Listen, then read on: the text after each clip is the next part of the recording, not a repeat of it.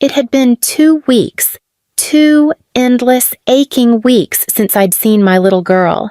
I counted every day by the sound of her voice in my memory. That soft, shaky, "Mom," she used to say when thunder scared her at night. But since my parents took control, since they decided I wasn't fit to raise her alone, I hadn't heard it once. That day, I came back early from my shift at the diner, uniform still on, fingers cracked from scrubbing pans, shoes half soaked from the rain outside. My heart pounded as I opened the front door to my parents' house. I could hear laughter, their laughter, and my daughter, Lily, giggling softly somewhere inside. I stepped into the living room. Please subscribe to our channel and tell us in comments from where are you watching this video.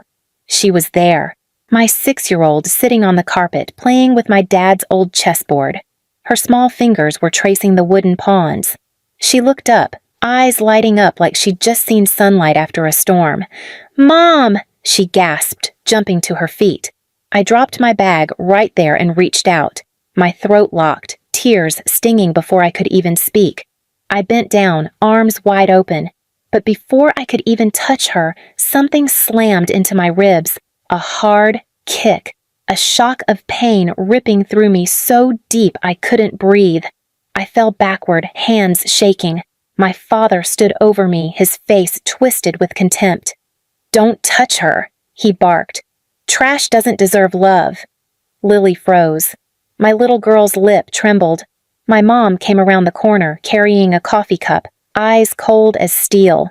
"She doesn't need hugs from you," she said flatly. "You should thank us for raising her right. You'd just ruin her again." I tried to get up, my arms trembling, my knees scraped against the floor.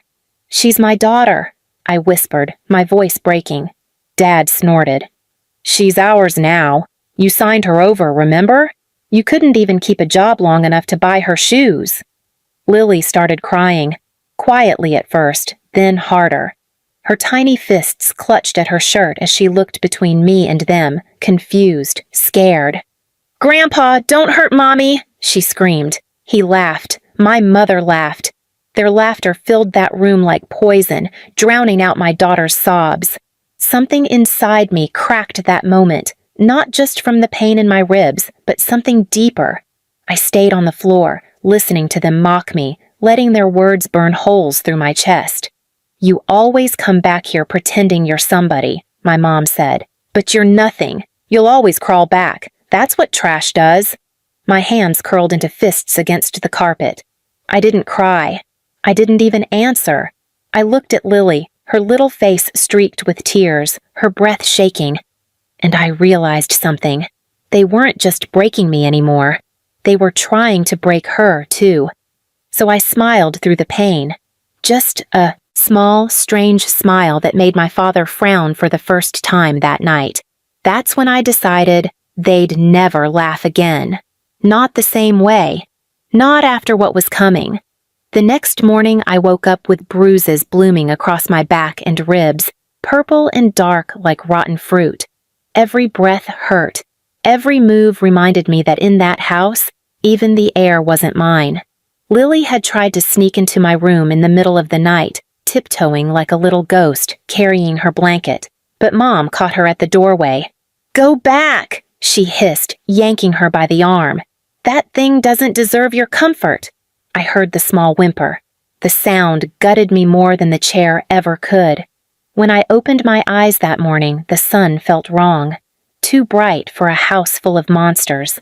My father's voice echoed from downstairs, talking loudly on the phone about his perfect granddaughter who'd soon inherit everything that mattered.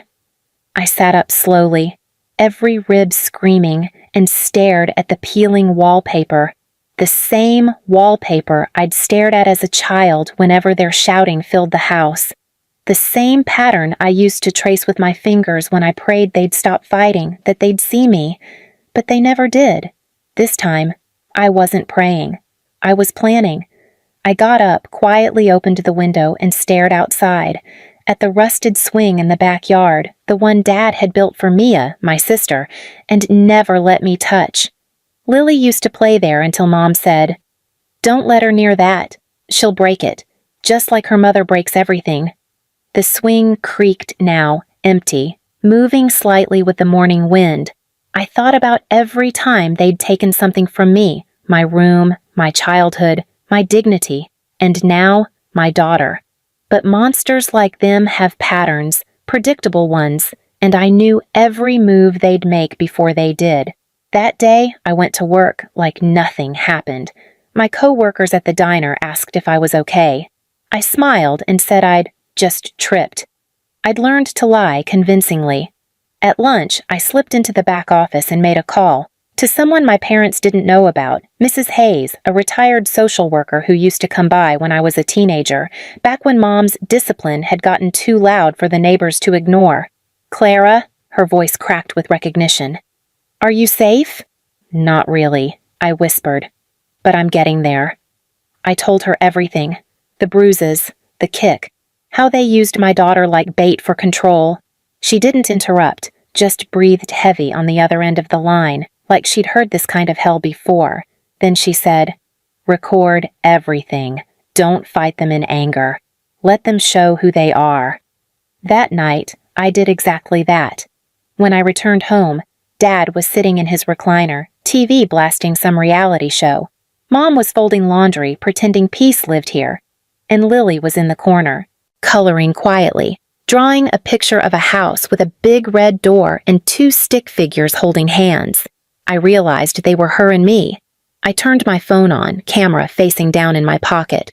"Mom," I said softly, "why did you hit me yesterday?" Her head snapped up. "Excuse me?" "I just want to understand," I said, voice trembling. "Why does refusing to clean Mia's room mean you get to break my back?" Dad laughed before she could answer. "Maybe if you cleaned your life up, we wouldn't have to." "Say it again," I whispered. He sneered. "Pain teaches faster. It's called parenting. You should try it sometime instead of pretending you're a mother." Lily looked up then, her crayon stilling. Mom scoffed. "Don't talk back to your father. You're lucky he didn't break your jaw too. Now stop corrupting your daughter with your drama." I could feel my blood pounding in my ears, but I didn't yell. I didn't even move. Just let the phone capture every word. That became my pattern. Every night for a week, I recorded them. Every insult, every shove, every time they called Lily ungrateful trash's child, and every morning I pretended I didn't care. I made breakfast, packed lunches, brushed Lily's hair before school, and all the while I built a file, one that could break them in ways they couldn't imagine. Then, the night before it all came crashing down, Mom lost her temper again. Lily had spilled juice on Mia's old sweater, the one Mom still worshipped like a relic. Mom grabbed her by the arm and screamed, "You're just like your mother. Clumsy, stupid, useless." That was the moment I stepped in front of her. "Don't you dare touch her again." Dad stood up. "Are you threatening your mother?" "No," I said quietly. "I'm promising her." He stepped closer, chest puffed, his breath thick with beer. "You forget whose roof you live under." I smiled. "Oh, I remember. That's why I'm burning it down." For the first time in my life, I saw fear flicker in his eyes. Just a flicker. Small, uncertain. But it was there. I walked past them, holding Lily's hand, and left that house. I didn't slam the door. I didn't shout. I just let silence speak for me. Because tomorrow, that silence was going to roar. When the morning came, they got the visit they never expected. Social services, 2 officers, a woman with a clipboard who looked exactly like judgment in human form. And as my father's smirk vanished, I stood outside on the curb holding Lily, watching through the window. Their voices went from angry to pleading in seconds. My recordings, my bruises, my daughter's tearful statements, it all came together like a storm they couldn't run from, and I didn't have to lift a finger. They destroyed themselves. When they finally came outside, pale and trembling, Mom said, "How could you do this to us?" I looked at her, really looked. And for the first time, she looked small. "I didn't do this," I said. "You did." Lily tugged at my sleeve then, whispering, "Mommy, can we go home now?" I nodded, pressing my forehead to hers. "Yeah, baby, We finally can. But as we walked away, I glanced back once. Dad was standing on the porch, his hands shaking, his lips moving like he wanted to yell but couldn't. Mom was crying into her hands. And it hit me. They were learning what pain really felt like. Not the kind they gave, the kind that teaches, the kind they said would make me stronger. They were right. It did. It had been 3 months since that morning. The one where my parents' faces went pale as the police led them away from their perfect suburban home, the house they'd built on other people's suffering. I should have felt free immediately, but healing isn't that simple. Pain doesn't dissolve when justice starts. It lingers in the bones, whispering in your dreams. For weeks, Lily would wake up in the middle of the night, crying softly. "They're going to take me again," she'd whisper, trembling. I'd hold her close, pressing her ear to my chest so she could hear my heartbeat. "They can't," I'd tell her. "No one can hurt us anymore." But I could tell she didn't believe it yet, not fully. How could she? She'd seen her mother kicked, mocked, broken, all while the people who did it laughed like it was a joke. I moved us into a small apartment on the edge of town. Nothing fancy, 1 bedroom, squeaky floors, thin walls. But for the first time, every sound belonged to us. No shouting, no footsteps full of threat, just peace. Still, the silence felt strange at first. I'd catch myself flinching at nothing, waiting for a door to slam, a voice to curse. Trauma trains you like that. But slowly, that house began to heal me. I'd hear Lily humming in the kitchen while drawing on the fridge with magnets. She'd sing little songs about Mommy's hugs and new days. Every time I heard her laugh, it rebuilt a part of me that they'd tried to destroy. Then one morning, an envelope slid under my door. No return address. Just my name in my mother's handwriting. My stomach dropped before I even opened it. Inside was a letter, or at least her version of one. "Clara, you've shamed this family. The neighbors talk. Your father can't even walk into the grocery store without whispers. You've ruined your own blood. You've taken your daughter from the people who could have made her something. You think you've won, but you've cursed yourself. You'll regret what you did to us." No apology, no remorse. Just the same poison, written in ink instead of spit. I folded it carefully and slipped it into a box where I kept everything from that chapter of my life. The recordings, the bruised photos, the medical slips, the note from Mrs. Hayes that said, "You did the right thing." That box became my reminder, a museum of cruelty. But it wasn't meant for me. It was meant for them. Because while they sat in their house stripped of custody rights, social respect, and the control they worshipped, they had no idea that the real punishment hadn't even started yet. See, I never wanted revenge that screamed. I wanted revenge that lingered. The kind that made them choke every time they heard laughter that wasn't theirs. So when the local paper ran a feature about Parents of the Year for social awareness, I submitted an anonymous story. Not about me, but about them. About a couple who broke their own daughter and called it discipline. About a little girl who had to comfort her bleeding mother while her grandparents laughed. It wasn't sensationalized, just the truth. And truth, when it's finally spoken, has a way of finding its audience. Within a week, that story spread through town like wildfire. Everyone knew who it was about, even without names.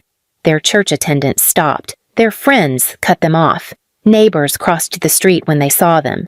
And one night, my dad called. Unknown number. I picked up without speaking. His voice cracked. Not angry this time, but hollow. "Clara, what have you done to us?" I said nothing, just listened to the silence on his end, the silence that once belonged to me. Then he whispered, "Your mother hasn't left her room in days. She keeps asking if Lily will ever forgive her." Finally, I spoke. She shouldn't ask for forgiveness. She should ask what it feels like. He didn't answer, just breathed, shaky, uneven. And then the line went dead. That was the last time I ever heard his voice. Weeks later, I got another letter. This one from the same return address. But this time, the handwriting trembled.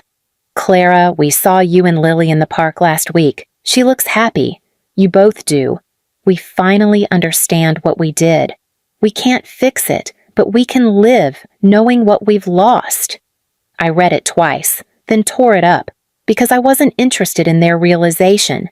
They'd spent their whole lives laughing at my pain. Now, they'd spend the rest of theirs trying to forget the sound of mine. That was their punishment, not jail, not shame, but living every single day knowing they could have had love and destroyed it instead. And as for me, I finally stopped flinching. One evening, Lily ran into my arms at the park, giggling, holding a wildflower she'd picked from the grass. "It's for you, Mommy," she said. I knelt down, smiling as the sun dipped behind her, bathing everything in gold. "You know what, sweetheart?" I whispered. "That's the most beautiful thing I've ever seen." And when she laughed, that pure, unbroken sound, it hit me. That's the difference between them and me. They broke things to feel powerful. I built something to feel alive. Their faces went pale when they realized they'd lost control. Mine glowed when I realized I'd finally found peace. And this time, I let myself laugh, not out of spite, but freedom. Because sometimes the quietest revenge isn't vengeance at all. It's happiness that can't be taken away. Please subscribe to our channel and tell us in comments from where are you watching this video.